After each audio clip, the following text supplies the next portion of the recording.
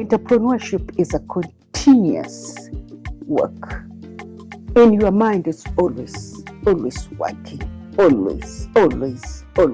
We Kenyans, again, don't really brag. Yes. We are probably looking at one of the wealthiest African women in the United States. I am a village girl. I had been raised in the village, so proud of it.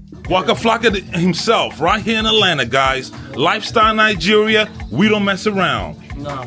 Wow. An African American who told me, you just keep quiet, you are no good to us. Yes. That's what she challenged me. Yes. So out of that, I've come out of my shell to speak a little bit. Black culture being one thing, they're talking about African culture. What was the challenges? I wish there was a challenge. It just became a process, something to do. If you're not the manufacturer, I don't care. Be the one to reach the consumer.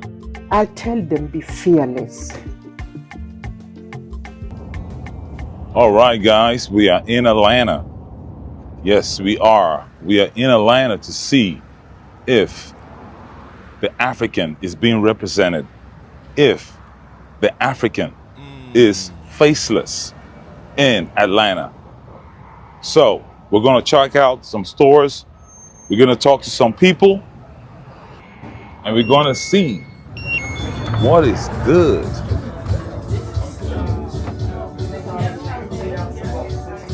Hello, guys. Like I told you, we're in Atlanta, and I'm with Miss Margaret. She is the owner of the Afrocentric Network right here in Atlanta. Hello, Miss Margaret. How are you today? I'm doing great. How are you? Thank you so much. Thank you so much for honoring the interview.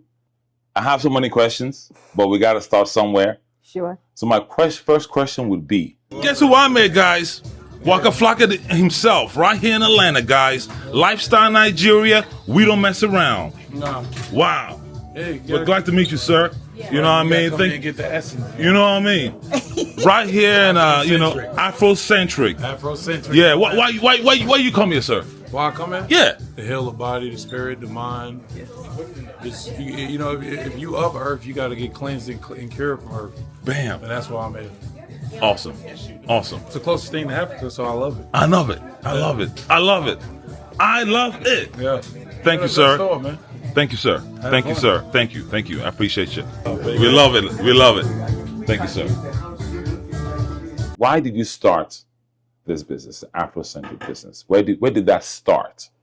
Okay, so thank you so much for even having me to interview. A starting point is a long story because most times it's ongoing.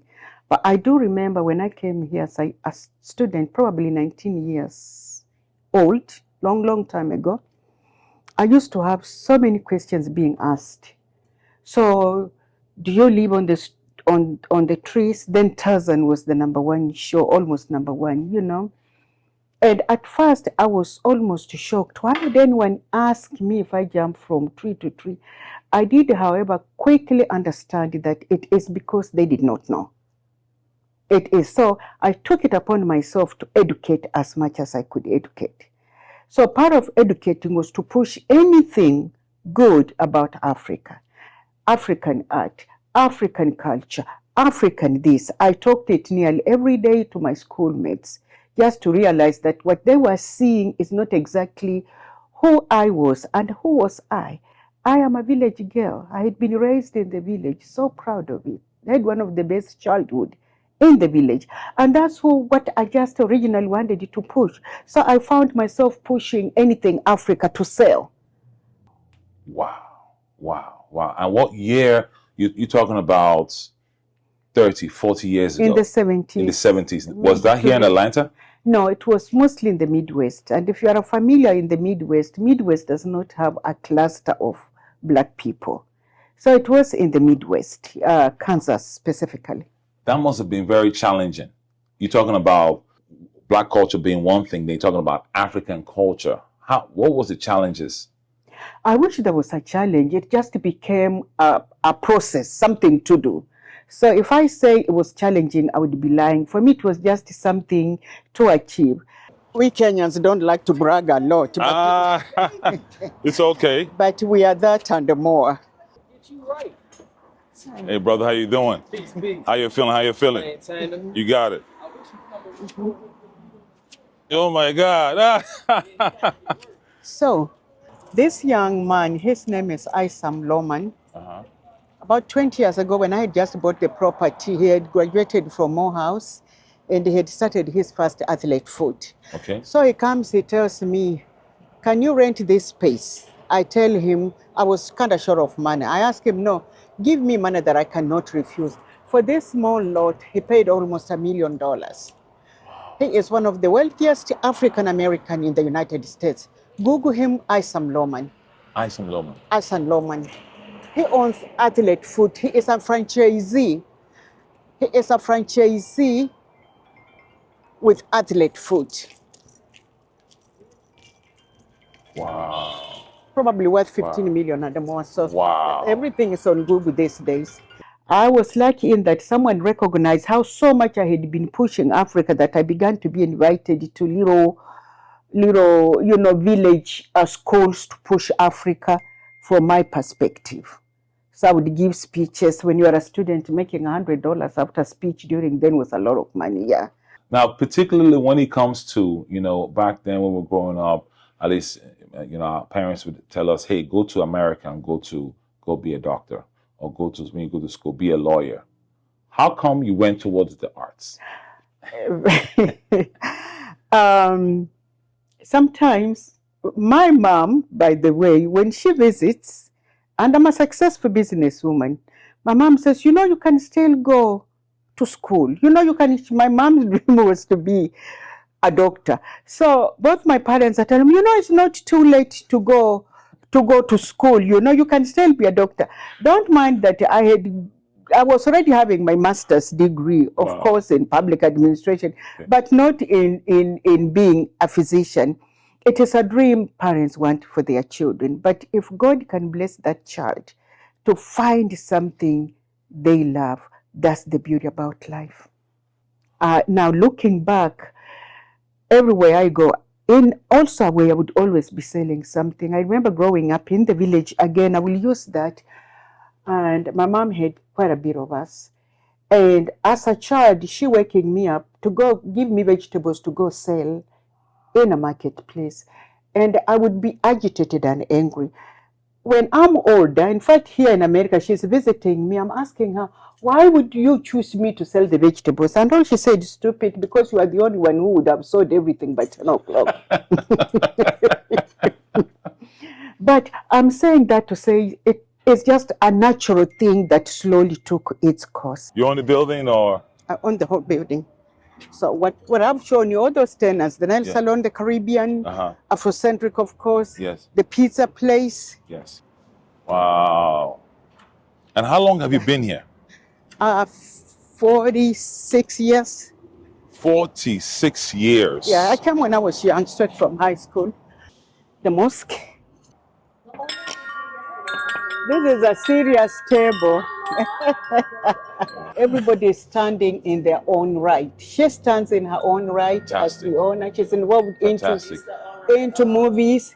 He stands so much in his own right. Yeah. So you gonna climb all the stairs for me? Oh no, you don't have to. Oh, I'm not climbing stairs. No. Okay. No, I'm not climbing. I hate climbing stairs. I gave up. My knee gave up almost. So I'm just showing you. It's a huge property. Okay. So literally, as you see. And I will brag for a minute because yes, please shoot. We Kenyans again don't really brag. And she said that Africans have not been given their recognition for their contributions to the United States. And it's high time they start getting that recognition for their contributions. Miss, your story is nothing short of that. Yes, and I am not one to beat my own drum. That's just who I am. But we have to learn to beat our drum. Yes. Otherwise, someone with a smaller drum end up getting credit for having the largest drum. And the one with the largest drum, because they're not beating it, is not even hard. This place here is being opened by a Nigerian. He is a coffee dealer. He moves coffee from mostly East Africa that has the best coffee, Kenya, Ethiopia, sells it to Europe. And so he's opening his own small coffee houses. What do I say? And he's opened another one and stuff like that. But his name is Frank. Wow. In retrospect, I'm so glad I listened to my instincts, even as a child. So without a doubt, that experience was the foundation or the pillars in which you were able to do what you do today. Yes, you can say that. Okay. You can say that, assuming that I understand Okay. what you mean by pillar. What do you mean by pillar, if I may ask? Yes, if you can expatiate. I mean, yes, go ahead. No, but what do you mean by pillar? A pillar being the foundation, the idea that keeps you, that make you want to do entrepreneurship, and the will. Yes, definitely. Definitely. Successful entrepreneurs only have 3% rate of success. 3%. 3%. To be able to do it, hold it, it's only 3%. Meaning the success rate is very low. Very low. Everybody tries. By the third time they're out. By the 10th time they're out. By the 27th year, pretty much only few stay on. I even tell a lot of children when they come to me, please pick something that you really love. You have more success being a doctor, because once you've gone to school, finished, the rest is easy. Entrepreneurship is a continuous work. In your mind, it's always working. Always. Must be something you are committed to. It must be a picture you see that you can focus towards. Wow. Can you, if I know you've said a lot, if there's one thing that helps you keep that attitude, that if you were to instill in people coming, what would that be? Loving what you do. I have a young granddaughter. You just met her. Yes. She finished. She was sent a pre-med student. This girl is giving up all that to do hair. Her mother is upset. Everybody is upset. Do you know who is cheering her? You. I am. That's why she's. I am cheering her big time because I see how she lights up when she talks about it. I know how she lights up. People come to me and they say, what do you do? I tell them I'm just an African. You know, I sell dashikis. In Kenya we would call dashik. But it's really that what I do. Because once you have that education, you can, I wish I was younger. Literally, I would be a billionaire, not a millionaire. The playing field for young people is open. This is Diallo. He's one of the most, you might have to interview him. Okay. He is an amazing, enterprising person around here. Not only is he good at his trade, design, he is so good. He is a restaurateur. He owns this whole suites here. Oh, I love you, Margaret. Yeah. So, but he is on his hotel. I'm coming over there. Okay. Mm-hmm. So you see, so here. Wow. Mm-hmm. Very nice. Mm-hmm. So this is like a beauty lounge? So what it is for me again, okay, one tenant for me, but the tenant creates other tenants. Okay. So not only is one person gives opportunity to others. Okay. I am so about that. So it's a shared space. It's not necessarily shared space. So he owns this whole place. Okay. So he creates the cubicles, then they rent from him. Okay. Yeah, they rent. So everybody here has businesses in their own standing. I see. You don't have to come to America like we did. You can operate it from anywhere. You can operate it from Nairobi, Lagos. It doesn't matter. You can operate it from Dar es Salaam, from Accra. That's a very good point. So you're saying that in today's world with the opportunities, or is it just the internet? It's the internet. Okay. It has made it a fair playing field. So much so that it's even affected my own business. In what ways? In what ways? Because if you came to my store, then we would be running full registers with the line right by there, down there. Right now, we don't necessarily do that because of the internet. The possibility that is out there for Africans and Black people overall, sometimes I wish they would just open their eyes to see. But sometimes when the eye is shut, you can't tell someone whose eyes are shut, this is what you see. But when the eye opens, you could never pay them anything to shut them up again. That's true. So sometimes we lack the knowledge and unwilling to find it. Where do you think there's the disconnect in Nigerians, Kenyans, Ghanaians, Africans in diaspora, Black Americans? Where is the disconnect when it comes to them not seeing the opportunity? Why don't they see it?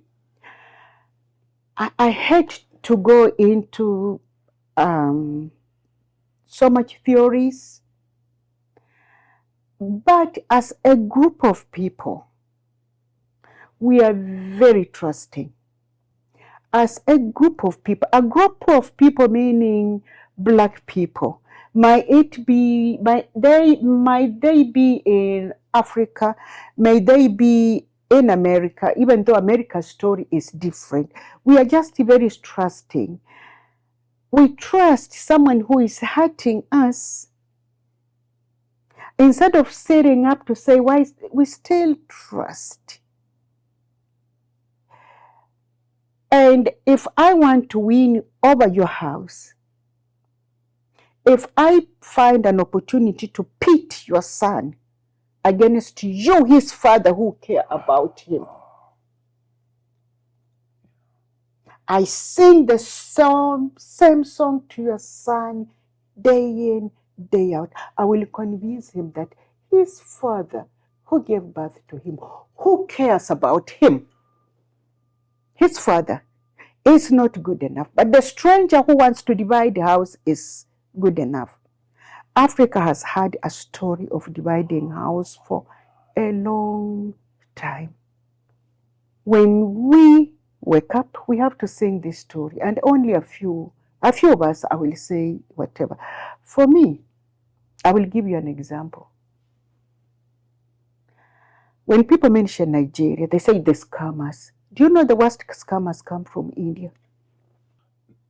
That scamming thing is a thing Nigeria learned from outside the world. They are not even the worst scammers. I'm not saying the scamming is bad. Yeah. They are not the number one scammers, but they pick this group of people and they sing song. The song is sung until it is believed worldwide, when data does not support that. Yes. You are probably looking at one of the wealthiest African women in the United States. My net worth, and I mean not net worth, Yes. not anything that I'm owing, I it's understand. over 10 million. This woman here.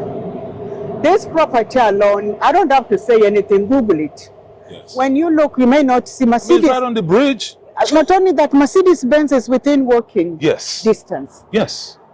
A cluster of university. Every day, I am approached to sell. Across the street, they are building mixed use, putting in almost $500 million in what they're building and stuff like that. Oh, we are not business people. Says who? In America, says who? I made it in America. I will mention figures only because some young person might be listening. I made it in America. What would you say the most you have made in a year? Money-wise? Money-wise? Not that much, but grandma here takes care of her money. Maybe 2-3 million. But most, it's not necessarily In the cash. in the cash. Most is taking care of what you have. Meaning, if you don't know how to take care of $1, it's going to be very difficult that you're going to take care of $10. Very difficult that you will even know when you've made $1 million, because it's all going to go away. And I see it. It's going to go away to the biggest, what do you call it, Lamborghini. It's going to go away to anything. It's not going to find its way to stocks on Wall Street. It's not going to find its way to investing in artificial intelligence. It does not mean that you cannot drive a Lamborghini, but by the time you're driving a Lamborghini, be sure you have the equal money somewhere. But we are then, as a group of people, and I don't know where, it's easy to sell stuff to, and we just roll with it. And we take pride in We take pride in showing off, or a man must show off. It's in the nature of a man to show off. Okay. A man must show off. But whom are you? What are you showing? You cannot show because you have the biggest house, and if the house goes down, there is no backup. Before you show off your biggest house, be sure that there is backup that can last for a long time. And that's how we fall. We don't have backup. Wow. I told you I own this whole block within Atlanta that is pricey. Suppose it falls. Do I have a backup? Suppose my business falls. Do I have a backup? We each are a second or 2 minutes away from anything falling. We are 2 minutes away from anything falling. Do we have a backup? Backup for young people, meaning, do you have your money diversified a little bit? It's here in America.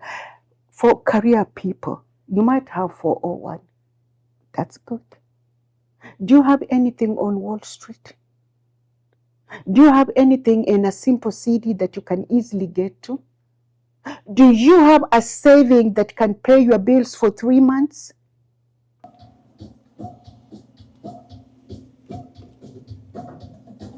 And there goes the rungu. Wow. Very, very, very powerful, very, very powerful questions, very, very powerful answers. And even I'm highly inspired. I'm highly inspired. So definitely being here, this is first person energy, you see, from you. So I'm getting it all directly first. But I really appreciate it. Now, when it comes to Atlanta, and they say Atlanta is the Black Mecca, what are the challenges? 1, being Black. 2, being a woman. 3, being an African woman or of African descent. Did you see any of those challenges, or did you ignore it? I didn't see any of the challenges. And the reason I did not see any of the challenges is because my eyes was on the game. Games come with challenges. Even if your opponent scores, your next challenge is to score. You cannot sit down and think the opponent is going to give you just an easy road out. I found out this building my business, right? In my world, there are people we call MBS, Masters of Business Administration. Or when you want money, you go to the bank, you write a proposal, you do whatever. All of that is on paper. I have found out this. Once your bank knows you, they have watched you grow from $1 to $10 to $30 to $100 to $200. They come to you. You go there, they will stand up and they say, if you need anything, you tell them, can I have $200,000? Yeah, okay, no problem. No problem. And yet I'm a Black woman. I'm an African. Why is that possible? they can see me, they can read me, they keep up with me. It's the only way. In the absence of that, it's hard. Unless you inherited from a rich uncle, which a lot of Americans do, everything else you have to build. Nobody's going to give it to you. In business, we say, if you want me to invest in this, how much of this product have you sold from the trunk of your car? How much you've sold from the trunk of your car will encourage the next person to say, oh, they want $10 to buy two products, but they have sold it $10 worth from the trunk, but you've sold nothing, you just want something, it doesn't work. So to answer your question, I did not experience any of so much hardship because that's not where my focus was. My focus was to love my customers enough. My focus was to offer the best service to my customers because I knew that's what would bring them back. My focus was when they come to me, they will want to bring their relatives. All of those things happened. That's where my focus was I tell my employees, God first. Next to God, it's you, my employees. And next to you, it's customers. After that, it's customers to 100. So I'm saying this to say that some of us, and I speak out because someone challenged me to speak out. It was one of my customers, an African American, who told me, you just keep quiet, you are no good to us. Yes. That's what she challenged me. Yes. So out of that, I've come out of my shell to speak a little bit. She says, you are no good to us. Talk to young people. When I see old people, I'm not excited. But when I see young people like you, I'm excited. Wow, because we are so, I don't care whether it is a million, a billion, it is so within reach. Let's go. Wow, wow, wow, wow. Very, very powerful stuff. Very, very powerful. I came in, I saw very happy customers. I met a celebrity I never met before. Yes. They seem very happy. Yes. They seem very happy. Mm-hmm. What is this about your personality, or what is it about the essence of your boutique, the African, Afrocentric? What is it about it that people feel very comfortable? First of all, I think the setup is an experience. Okay. The music, the artwork, the skincare, the clothing, the whatever. It is an experience for a lot of people, especially for the core of my customer who is an African American. And the core of my customer is really a typical African American with a college degree. Okay. Seeking out. That's the core of. So I have a very small glitch because I could as well sell what we call streetwear. Streetwear has a lot of market. If I did it, I would equally be successful because I would have to understand what people want, whatever. So I remember when I started, it was to educate. But it's easier to educate someone who is already educated. Okay. So they were quickly drawn to me. I did not have to do any education. Okay. So for me, I was lucky like that. So that's the core of my customer is African. Everybody else comes in, by the way. Okay. Africans come in, Hispanics come in, other people come in. Okay. But the core of my customer, meaning 75%. 75%. Because anytime someone drives to come to you, this is America, they can go somewhere else. Yes. It is important to acknowledge that someone has made time to come to you. Once that happens, you've got 20 customers, referrals. You have to acknowledge, you have to be grateful to your customer. A lot of us, especially from Africans, we think we know better. And we are being hit back. If you know better, what are you doing, here? Yes. We are being hit right back, and rightly so. And if I may deviate a little bit. Fair enough. This thing irritates me to death. You find someone who is educated, I'll use Kenya, in the University of Nairobi, or a University of Lagos, or a University of whatever, Ileife. Very educated person. they come to America. Their measuring stick is to go find this ghetto boy lost. And that's the one they think they are better off. No. If you are a writer, show me what book you've written. Let's compare it to an African American writer. If you are educated at Harvard or whatever, let's go find an African American who was educated there. I bet you they are better than you in 10 ways. They're better. Equal to equal. A lot of us come and they have this inflation. We are a bit, and it is uninflated because the young man I was telling you, he has no time for some nonsense from an African. He doesn't. I have this lady here who owns 10 McDonald's. They have no time for an African. You want to compare yourself? Go compare yourself to a 13-year-old whose pens are drooping. Instead of you say, hey, son, lift it up. Look at these people. Look at these people. If that is your measuring stick, it will give you self-inflated fake ego. Yes, fake ego. A fake ego. We fit on fake ego. Or if you are that much of a good doctor, find someone you equally who is. Let's compare the two. African American doctor and African doctor. Why do you go find a ghetto kid lost that you ought to be helping? That's your measuring stick. I was in my office. I will not mention names. That's fine. A good friend of mine, God bless her, her husband had taught at Harvard, and she was from Ileife. In my office, there is a friend of mine, he's a writer, known writer, and she's bragging on how these people cannot read English, these people, comparing.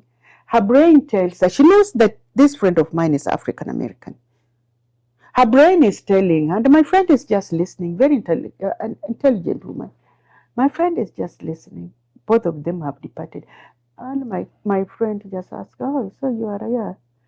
You measured in English. Yeah, I did, confidently. Your husband was a visiting professor at Harvard. Yes. What book have you written? Deflation. You are this and that and that. What book have you written? The one who has written books ain't talking high like that. African American, the writer. You can see I get off and I get emotional. We have a duty, black people, to learn from each other because we have different experiences to give to each other. Poverty, we are poor, not poor physically. Yes. We are poor in mind. Poverty of the mind. Poverty of the mind. If you think you are all of that, go compare yourself to some of these people.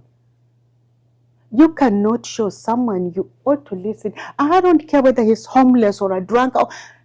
Let anything happen to any of these homeless people. You will soon find out that the judge is their father. Is a kid who simply strayed away. You will soon find out that the lady seated at the helm of everything, that's their favorite little brother. He just strayed away. They could not help him. You believe that Africans is the greatest offender? In terms of judgment. In terms of judgment, instead of trying to show up who we are. Yes.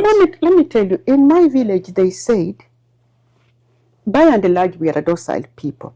In my village, they say, a man who has killed an elephant never have to sing. Killed an elephant. He killed an elephant. Everybody sees. And everybody knows. And I won't even call it ignorance. I will call it lack of knowing. Okay. Because once you don't know, you are more likely to be lost. If you find 2 10-year-old boys lost, you ask one, who is your father? One says, my father is, what's your name? Don. My father is Don. Another one, you ask him, who is her father? He says, my father is my father. I have a father. Who is bound to be found first? The one who knows his father. Who is our daddy? I'm a Christian. Yes. But you'd hear me say, my Yes. father is Abraham. My father is not Abraham. Can never be. That does not make me a less of a Christian. My father is not Muhammad. Can never be. Who is your father? To know who you are, you get strength in that. I will tell young people, know what you have. Because that one who created you, before they even created your mother, created you knowing what they wanted for you. Don't think anybody else is better than you. You don't have to prove nothing, even though you must brag. Men must brag. I love men bragging. I have no problem with men bragging. It's in them because that's how they get inspired too. But you don't do it to put other people down. You don't do it so you can do whatever. Then it's just empty. I'll tell them, be fearless. I'll tell them, be fearless. I'll tell them, don't let anything or anyone stop you. You are your father's daughter or your father's son. He who made you knew what they were making. So what are you going to fear? Another human being who uses the Bible, who diarrheas like you? So I have a friend that always say, don't be scared of the other people because they put on the same pants, the same, Yes. one leg at a time. One leg at a time, Just yes. like you. Just like you. Your father made you, your father, who looks like you. He took time to make you to equally achieve what everybody else is achieving on earth. On this earth, give us this day. Give the here. How is another good man going to tell you, give us this day? Because this is where. Be fearless. Be fearless. Thank you. Whoever Wow. you are, Wow. be fearless. Whoever you are, know your daddy. And I don't mean your daddy and your mama who raised you. No. Know that one who made you. Know your father. Know your father. And your father could never have made you to look something else that you don't look like. He made you to look like him in your own, his image. Like that one. That one. Not that one who made you to look like you. Because the other one made the other one to look like his image. So maybe when fathers get together, they can compare. I made my son. I made my daughter. Those coming here, America has changed. America has changed.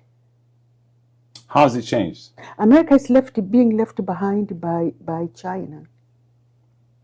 And there is a lot of resentment within Americans because of that. They ain't that kind anymore. It's still America, still plenty of opportunities. Yes. Young people, for me now, I can do exactly what I do seated in the village. This.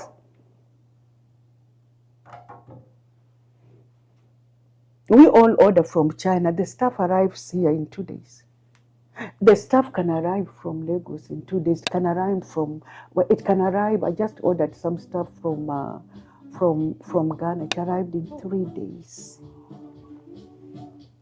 3 days. Wow. Wow. And it's happening every day. You can market your stuff here, seated in my village where nobody knows. Just be good at your game, follow it. Things have changed. The advantage of anyone who has a little bit money in Africa is that you are on vacation every day.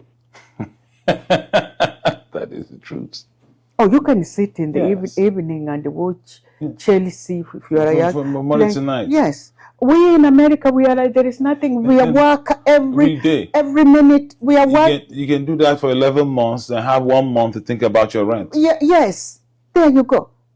So if you're going to be in vocation every day and you know you can be educated, read, people read, please read. Be knowledgeable. I can tell young people, read. Be knowledgeable. Read and see what's happening around you. I've never seen very few successful people that I know that don't read. You have to read. It gives you knowledge. It makes you aware. Before my eyes went off, my leg went off, I am an avid reader. And anyone who I know that is successful, I know them to read. And I tell people, young people, if you are a career person, let us even say you are a doctor. You can be self-employed by opening your own hospital. There are very few who do that. Otherwise, you work in a hospital. You are working for a business. If you are a teacher, you can use the manuscripts, the books that are being bought from a business.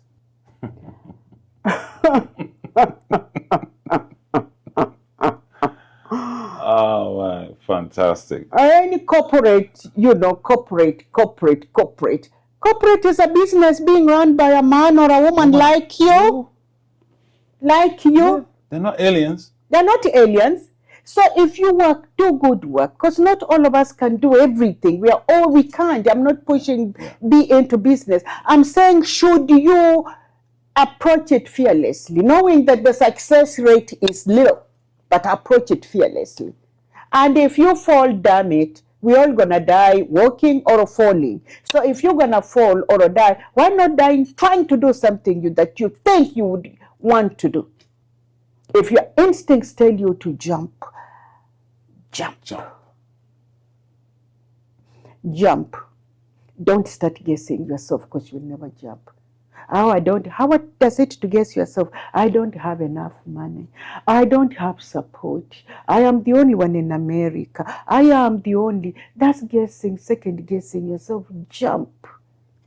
If it tells you can open your own big hospital, here like Emory Hospital, you can open. You may start small. You never know where tomorrow holds. Open it. One thing about Atlanta being a Black America is that you are surrounded by your own that's doing well. While I was busy buying a mortgage, a young Black boy comes with his family and pays his house cash. He's on Wall Street. African American, way younger than us. He was on Wall Street. There is a girl here, she moved out of here. Lashes and stuff. When she would put her products on sale, that Saturday she's making 60,000. I have a tenant here who has no problem. She paying me $5,000. No, zero. I'll show it to her. When you meet her, you would not know. What does she do? I had never heard of the sip and the cake. All I know, people come in from Idaho, from whatever. Women come to meet here, to climb upstairs, to go there, and they be told how to make a cake. To me, it doesn't make no sense. But there is a demand for it. There is a demand. They enjoy it. There's somebody that could use it. Wow. The girl who was, I don't even know who was selling. So if you can't make eyelashes, for goodness sake, be the one to put it on somebody. Be the one to reach the consumer. If you're not the manufacturer, because we are consumers. If you're not the manufacturer, I don't care. Be the one to reach the consumer. You've heard it right here from Miss Margaret. Powerful, powerful words of wisdom. And remember, you heard it right here on Lifestyle Nigeria Juice.